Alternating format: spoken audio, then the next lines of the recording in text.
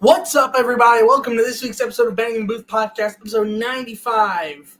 This week, we've got MLB Weekly Recap leading up to the postseason that kicks off tonight. We've got NFL Week 4 recap, Week 5 predictions. We've got College Football Week 5 recap and Week 6 preview. And we're giving postseason predictions full out. And we're also going to go into the schedule and a whole bunch of things connected to this postseason. So let's get right into it, starting with the Immaculate Grid, as you see in front of you. Top row, the top row is Astros 300-plus batting average career, and then 500-plus homers career. Both are hitting stats. I'm going to get 500-plus career home runs because I was thinking about this for a bit today. Braves, I'm going to go Eddie Matthews. I could go Hank Aaron, but I feel like he's going to be the more obvious answer. Hank Matthews, 17%. Not bad. Dodgers, I'm going to go Eddie Murray because I think it's like a sneaky one and definitely high, but not too bad, 14%. And for Yankees, didn't play along with the Yankees, but did play with the Yankees and had 500-plus homers. I'm going Gary Sheffield, 6%. Okay, good start. So now we get to the actual grid. Astros and Braves. I could go Robbie Grossman, that was recent, but I don't know if I want to do that. I could go Will Smith. That's also someone recent, but I don't want to go that direction either. I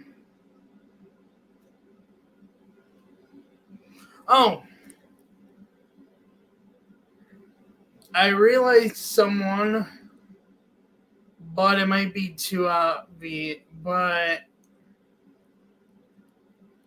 I'm going to go Robbie Grossman.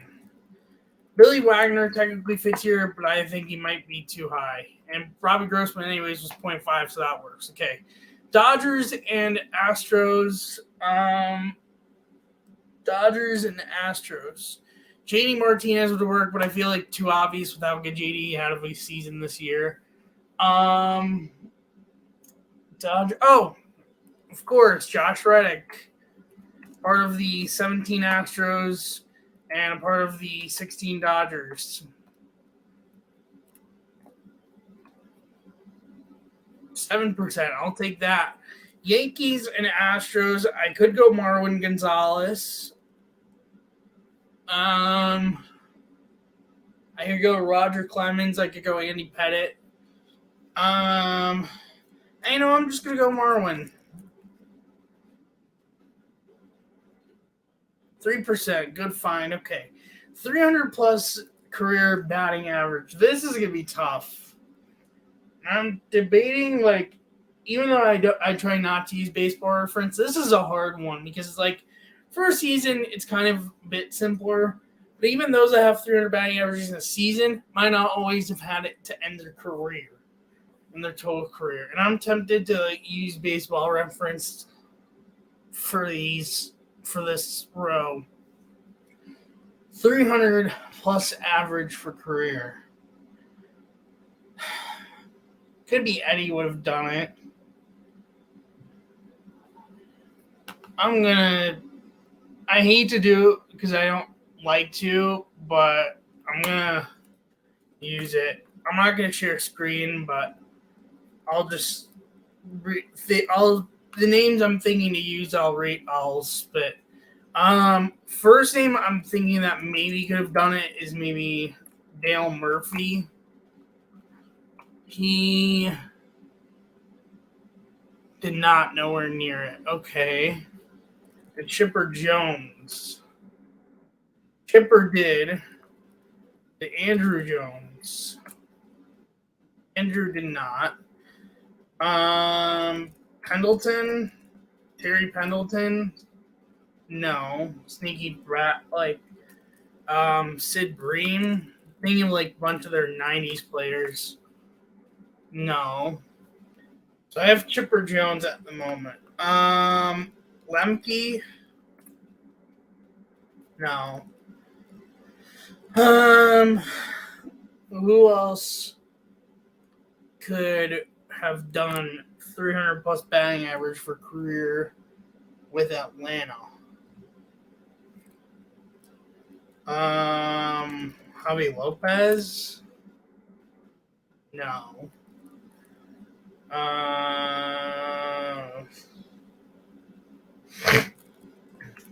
Somehow I doubt it. I doubt this is going to be an answer, but yeah, David Justice now. Jermaine Dye somehow? No.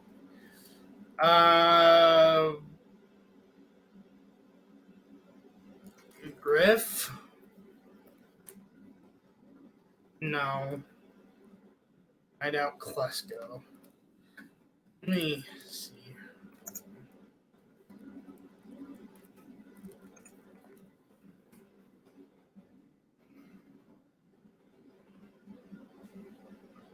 Oh, Marquise Grissom, maybe? Nope.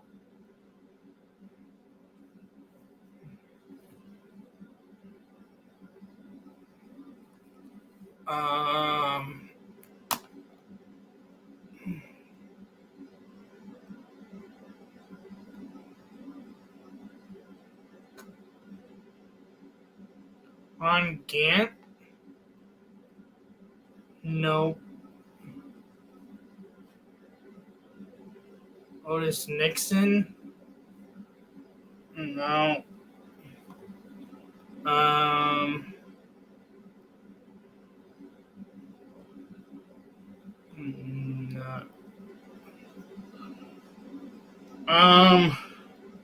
I have possibly another answer. Maybe that could work. Joe Torre almost works, but a bit off. Hank Aaron probably works here, I'd imagine. Yeah. I'm just going to go Chipper Jones because Hank Aaron would probably be the highest answer there. And Chipper's actually pretty high, so it might be Chipper. But I am not trying to find a different answer at this point. Dodgers. Duke Snyder. No. Sachs. Steve Sachs. No.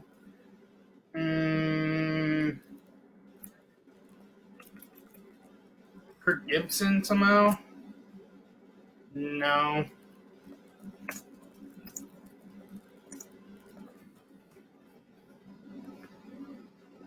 No.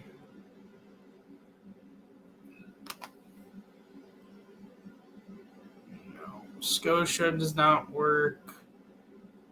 I just had someone that I lost someone. Piazza somehow. Piazza actually interesting. Not expect that. Mike Piazza started his career with the Dodgers. 12%, that's not bad. Okay. Yankees. For this last one, I'm just gonna throw out a guess. Let's see. Yankees. Would Mickey Mantle? No. Okay, so yeah, 8 out of 9. 225 rarity score. Chipper was the highest for the Braves. Charlie Morton was highest for Braves Astros. That makes sense. 500 plus home runs. That highest was Hank. Dodgers Astros Zach Greinke. Fair enough.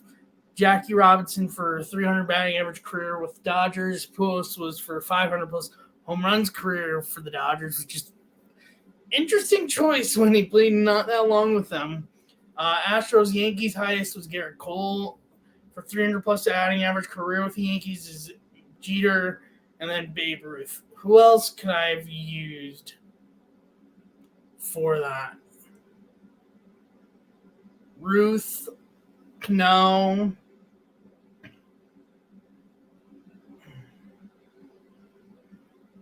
Why? Oh, no, sorry, here. Jeter, Wainer, Boggs, Ichiro, Ruth, Gehrig. There's a whole bunch of answers. Some I didn't even know played for the Yankees. Interesting. But I'll take 8 out of 9. I'm going to stop sharing at the moment. I'll go back to sharing once I go through my postseason bracket with MLB. Let's start off with MLB, so then I could just transition straight to the bracket once we get through all the final notes from the regular season and final standings on the last divisions that were still left from last episode that had not been sealed, which actually one of them came down to the last day of the regular season. And hold on one moment. I'll start going through it meanwhile. So starting it off, down 6-0, the Braves came all the way back, capped off by Seiya Suzuki error dropping a ball that scored 2 runs, including the go-ahead run, to beat the Cubs 7-6, which clinched the NL Central for Milwaukee Brewers. Dansby walked and struck out swinging to end the game in his first game back in Atlanta since signing with the Cubs in the offseason. With Johan Rojas RBI single in the 10th to lead Philly to a 3-2 win versus the Pirates, Philly clinched their playoff spot in the wild card. We'll get to their matchup in a little bit.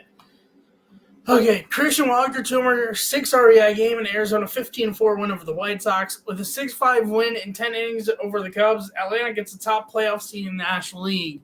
With 2-homer game, Lindor records 30-30 season for the first time in his career in Mets 4-2 loss to the Marlins in the second game of a doubleheader. Garrett Cole, complete game shutout in a Yankees 6-0 win over the Blue Jays, most likely sealing him for AL Cy Young Award winner this year. With 2-run homer in first, Matt Olson breaks Eddie Matthews' 1953 Braves record with 135 RBI season, now with 136, and the prop might have went up by the end of the season. This was just as the series by Thursday. And Braves 5-3 win over the Cubs. 7 runs, 7th, including Spencer Torkelson's 30th homer, which is most by a Tiger since 2016. Miggy and Justin Upton, an entire 7-3 win over the Royals. With 2-0 Orioles win over the Red Sox, they clinch AL East for the first time since 2014. A very infamous postseason run in Orioles history where they got to the AL. They faced the Tigers, swept the Tigers, went to the ALCS, and got swept by the Royals. 7-run fourth and 6 homers lead the Reds over the Cardinals 19-2. 6-run first leads the Cubs over the Brewers 10-6. However, they were eliminated that day because with a 7-3 win over the Pirates, Miami clinched the second wild card spot. 5-run first and second lead the Cardinals over the Reds 15-6. With a 6-1 Seattle win, win over Seattle. Texas clinches postseason spot for the first time since 2016. Strider records 20 wins and most Ks in the season in Atlanta history with 281 strikeouts. And Ronald Acuna got stolen base number 73, and it ended at 73, a 40-73 season, which is also a Braves record. I'm pretty sure they won that game. Even though Houston won 1-0, both Houston and Arizona clinched playoff spots. Arizona clinching last playoff spot. Houston flat out. 7th straight postseason appearance for Houston's first time Arizona's back in the playoffs since 2017. With Trevor Lawrence grand slam homer in the third, it's the Twins' 8th grand slam this year, which is most in Twins history, with the 1961 Twins and a 14-6 win over the Rockies. 7-run second leads the Rays over the Blue Jays 12-8. Miggy walked in his final game and even played first base for little in Tigers' 5-2 win over the Guardians. With an 8-1 win versus the Diamondbacks and Texas losing 1-0 to Seattle, Houston got the AL West once again. So it's sadly Houston that won the division, not Texas, not Seattle, and Seattle didn't even make it in the end. In Waino's last game, he actually even got one last at bat and struck out swinging in a Cardinals 4-3 win over the Reds. And that's it for the notes part of the recap. Standings, I'm actually just going to save for a different time. But let's jump right into postseason predictions.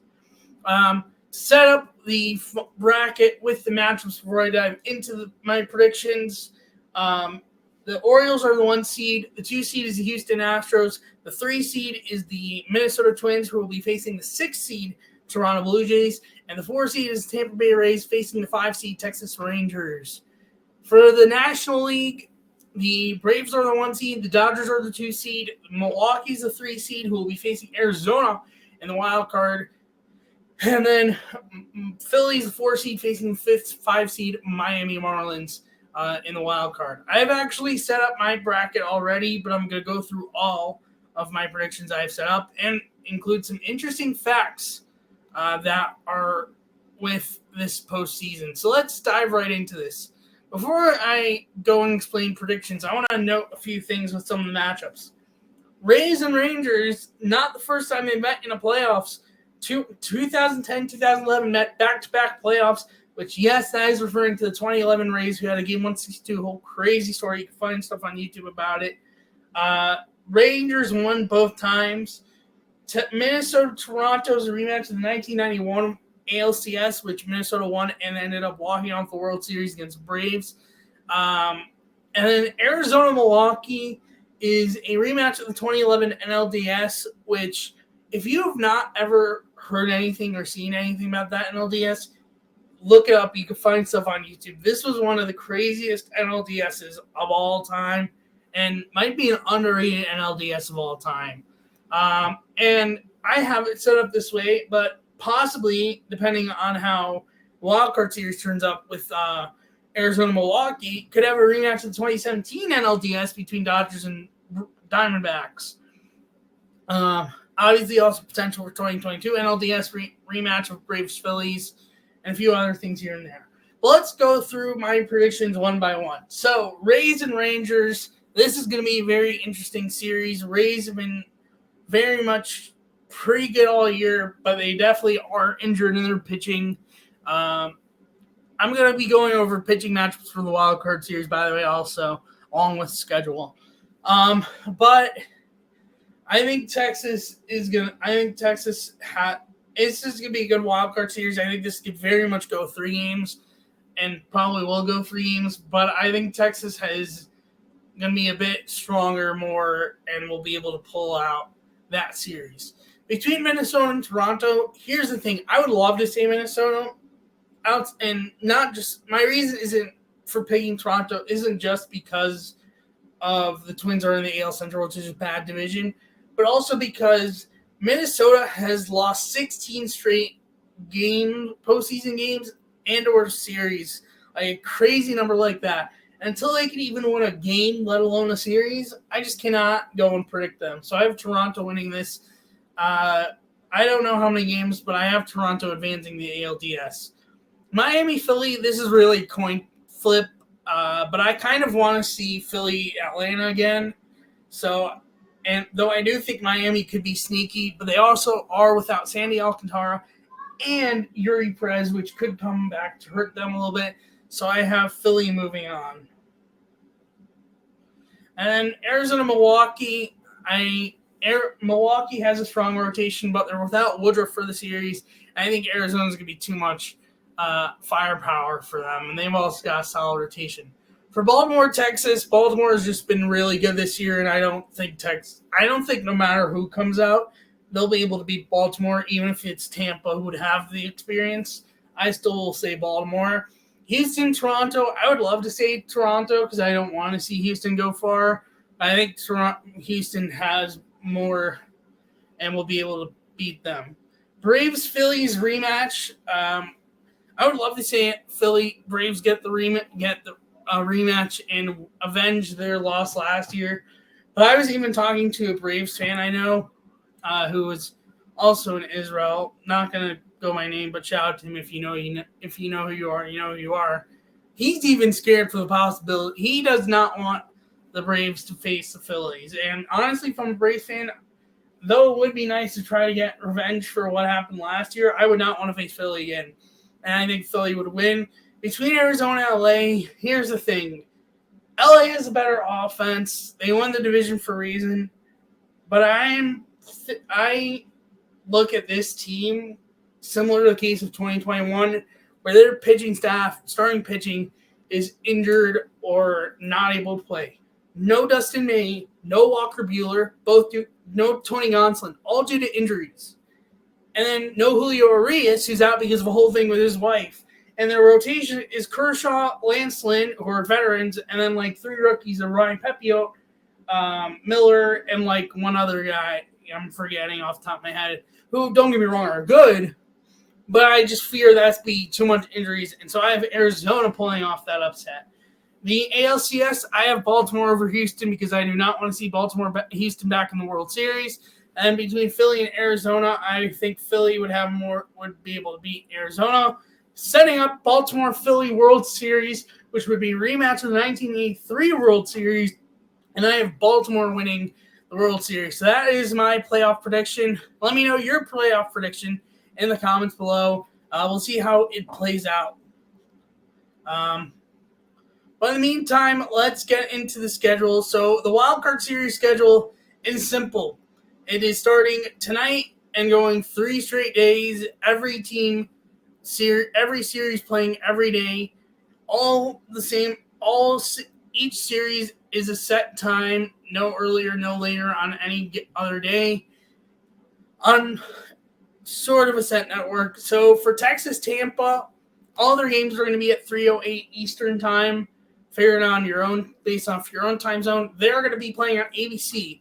Tonight's pitching matchup is Jordan Montgomery versus Tyler Glasnow. At the moment, see if something's changed. All of the ones that I have listed are as of last I had checked. Interesting.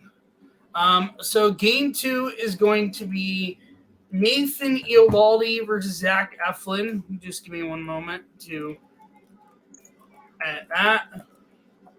And then game 3, neither team has announced pitching for yet. But that's going to be all 3:08 start time on ABC Eastern time. Toronto, Minnesota, other games are going to be on ESPN, 4:38 starting time Eastern time. It's going to be Kevin Gausman versus Pablo Lopez tonight, Jose Barrios versus Sonny Gray tomorrow for game 2, and if needed, game 3, neither starter has been announced. Of course, game 3 is not guaranteed in any of these wildcard series. That's for the AL. For the NL side, Miami and Philly, all games will be 8:08 on ESPN, so they're getting the prime spot. It's going to be Jesus Luzardo versus Zach Wheeler tonight, Braxton Garrett versus Aaron Nola tomorrow, and if need be, game 3 is to be determined. And then for Arizona, Milwaukee, all games will be at 7:08 Eastern on ESPN2. Brandon Pfaadt versus Corbin Burns in game 1 tonight. Zach Gallen versus has not been announced yet from game 2 tomorrow. And game 3, Merrill Kelly would be starting for Arizona if need be. Milwaukee has not announced game 3 starter either. So that is wildcard series schedule. But all the other schedules, so NLDS will be October 7th, 9th, 11th through 12th, and 11th, 12th if need be, and 14th if need be. ALDS will be 7th through 8th, 10th, 11th if need be, and 13th if need be. ALCS will be 15th through 6th. NLCS will be 16th through 17th, 19th through 20th, 21 if need be, 23rd and 24th if need be. ALCS will be 15th through 16th, 18th through 19th, 20th if need be, 22nd if need be, 23rd if need be. And World Series will be 27th through 28th, 30th through 31st, November 1st, November 3rd, November 4th, all if need be. That is the postseason schedule. We'll be going over pitching matchups between episodes, but that is how the postseason is set up, and we'll see how things play out. But yeah, that is how it's going to be working. So let's dive into the shorter end of the recap because there's not much to talk about with college football, so we'll get into that. Number 19, Oregon State upset number 10, Utah this week, 21-7. 6 touchdowns from former Heisman candidate winner Caleb Williams leads number 8 USC over Colorado 48-11. USC was dominating 48-41, not 48-11. USC was dominating pretty much mostly this game. But Colorado started coming back at the end, but was not enough. Sorry about that. Kentucky upset number 22 Florida 33-14. Number 1 Georgia survives Auburn at Auburn 27-20. This was a back and forth game. Number 20 Ole Miss upset number 13 LSU 55-49, and what was a crazy game filled with comebacks and just craziness all over. And key games for this week: number 12 Oklahoma, number 3 Texas. The Red River Showdown, 12 p.m. on ABC Eastern. All these times will be Eastern, by the way. Number 23 LSU, number 21 Missouri, 12 p.m. on ESPN, and then number 20 Kentucky and number 1 Georgia, 7 p.m. on ESPN. Ohio State is back this week facing Maryland at home, 12 p.m. But I only include more like key games, which are like top 25 matchups. Which, by the way, just to remind you, I'm not going over college football player rankings yet because they haven't started, but they're coming back in a few weeks. Hold on one second. Okay, sorry about that. I had to pause for my recording for a moment.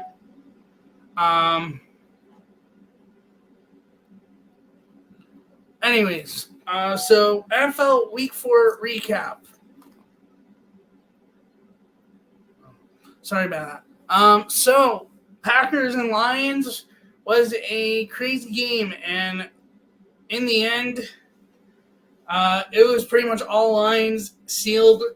Quay Walker had another big penalty on a field goal attempt, sealing Packers, losing 34-20 to Lions. Dan Campbell's become the first Detroit head coach to win 4 straight games versus the Packers since Monty Clark from 1982-1983. I'm going to quickly talk about the Browns game because this was ugly and going to move on. Watson did not play. DTR was bad. And all going in, the Browns hadn't given up any red zone touchdowns. All 4 Ravens touchdowns were in the red zone as they spanked the Browns 28-3. The offense couldn't do anything with DTR. Nothing more to say. Moving on. Jacksonville beat Atlanta in London 23-7. Josh Allen 5 touchdowns, leading the Bills to a big time win over the Dolphins 48-20. Bears blew a 28-7 lead in a loss to Denver 31-28. Tennessee hammered Cincinnati 27-3, including a 2-yard touchdown pass from Derrick Henry to Josh Wiley. In the Colts almost came back fully from down 23-0, but lost in overtime 29-23 to the Rams via Puka Nacua 22-yard touchdown pass from Stafford. That is the rookie who's been going off for the Rams and one to really keep an eye out for so far in general so far this year. Texans hammered the Steelers 30-6. Here's the crazy stat from Sunday Night Football. The Chiefs won, by the way, 23-20. Give me one moment. Here's the crazy stat.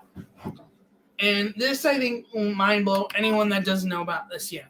Zach Wilson, who started for the Jets because Rodgers is out for the year, is the first opposing quarterback to have more completions, 28-18. Passing yards, 245-203. Passing touchdowns, 2-1, and fewer INTs, 0-2, than Patrick Mahomes in a Patrick Mahomes start ever between pros with Kansas City or even college with Texas Tech. Out of 127 total starts, including the playoffs, and yet the Jets lost to the Chiefs 23-20. It's a crazy stat, and what even makes it worse is the Jets couldn't even win. With 35-16 win, with 35-16 win, Arizona versus Arizona, San Francisco's won 14 straight regular season games, which is one shy of their own franchise record from 1989 to 1990. And with 24-3 Seahawks win over the Giants, Seattle is 29-12 on Monday Night Football, best in NFL, and 13-4 since 2010. But Shane Dimes is 0-6 on Monday Night Football and 1-12 in his career, and 1-12 in his career in primetime games. And with 26-9, Buccaneers won over the Saints. They have won 3 straight games versus the Saints for the first time ever in series history. So that is the recap. Predictions. I thought I was doing bad with how crazy this week unfolded, but I actually ended up pretty good. I went 10-6. And my overall record is 36-28. Standings update For the AFC East, the Bills in first place. Bills and Dolphins sitting in first place at both at 3-1. Really? Huh. And then both Patriots and Jets are 1-3. The Bills have the first place, of course, because they won. For the NFC North, Ravens in first place at 3-1, followed by the Steelers and the Browns, both at 2-2, followed by the Bengals, who are 1-3. In the AFC South, everyone is 2-2 between the Colts, Texans, Jaguars, and Titans. And the AFC West, the Chiefs are in first place at 3-1, followed by the 2-2 Chargers, followed by the 1-3 Raiders and Broncos. In the NFC, for the NFC East, the Eagles in first place at 4-0, followed by the 3-1 Cowboys, followed by the 2-2 Commanders, followed by the 1-3 Giants. For the NFC North, the Lions in first place at 3-1, followed by the 2-2 Packers, followed by the 1-3 Vikings, followed by the 0-4 Bears. In the NFC South, the Buccaneers in first place at 3-1. I didn't have that updated for some reason. Weird. Followed by the 2-2 Falcons, 2-2 Falcons and Saints, followed by the 0-4 Carolina Panthers. And then the NFC West, the 49ers in first place at 4-0, followed by the 3-1 Mariners, Seahawks, followed by the 2-2 Rams, followed by the 1-3 Cardinals. And now time for Week 5 predictions. Thursday Night Football is the Bears and the Commanders. Well, probably won't be much of a game. I have the Commanders winning. Sunday, we start with another London game, once again with Jacksonville, this time taking on the Buffalo Bills. I have the Bills winning this game. This could be an interesting game, but at the end of the day, I don't think the Bills are going to be able to beat, or I don't think the Jaguars will be able to beat the Bills. Hold on a moment, I want to clarify something.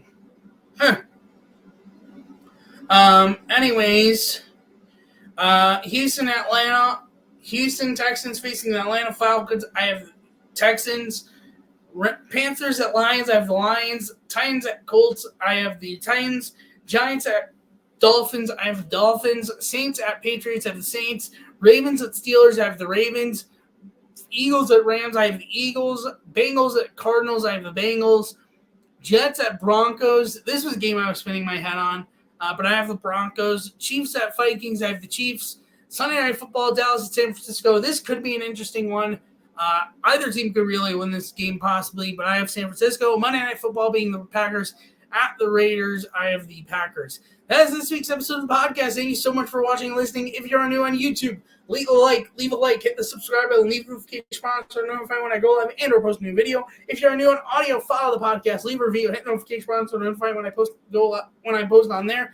Thank you so much for watching and listening. I will see you in next week's episode 96, which I don't know when I'm going to be doing it because I'm going to be going back to America at some point in that week, but definitely look at it out at some point. Bye.